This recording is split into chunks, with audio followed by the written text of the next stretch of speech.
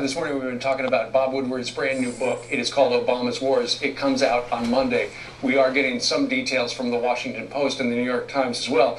Let's take a look as we continue with the panel. We've got John Bolton, former ambassador to the United Nations, Ralph Reed, got a new book called The Confirmation, and Carmen Segarra as well. Let's take a look at one of the quotes that the Washington Post has culled from it. They say, this is Obama speaking directly to Woodward. We can absorb a terrorist attack. We'll do everything we can to prevent it, but even in 9/11, even the biggest attack ever, we absorbed it and we are stronger. Ambassador Bolton, we can absorb it?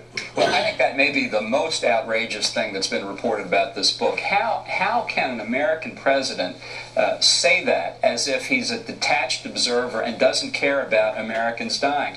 I think people have been worried about his qualifications to be commander-in-chief for a long time, and that ought to prove it.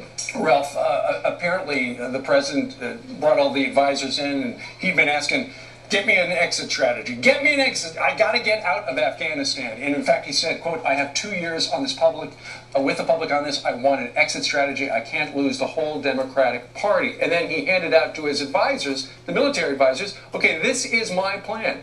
It's either my way or the highway, guys. And it was a hybrid of what they had suggested and what the administration wanted. Well, what it is, Steve, it's a reminder of one of the great truisms of American history. We always forget it. It's always the case.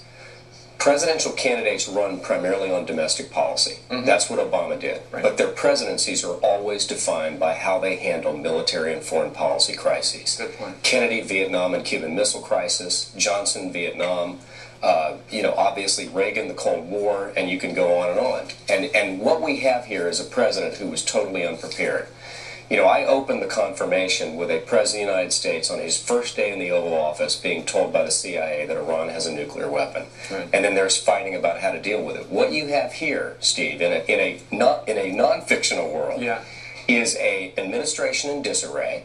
The vice president is not on the team. He doesn't even want the surge. That's right. And all they're looking for is how to get out. So what we have told the terrorists, some of whom were connected to the people who attacked this country on September 11th, is we're leaving, date certain, July 2011. All you got to do is wait it out. It's frankly scary. Carmen?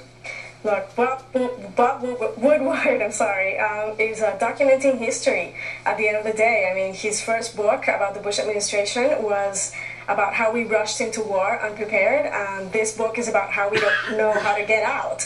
And I think that it continues to prove the point, or it proves the point that Afghanistan continues to be the graveyard of empire since time immemorial. And it does sound like there's so much infighting inside the White House. It'll be interesting to see when the book does come out on Monday. Our thanks to Ambassador John Bolton, Ralph Reed with a brand new book called The Confirmation, and Carmen Segarra. Thank you all. Thank you.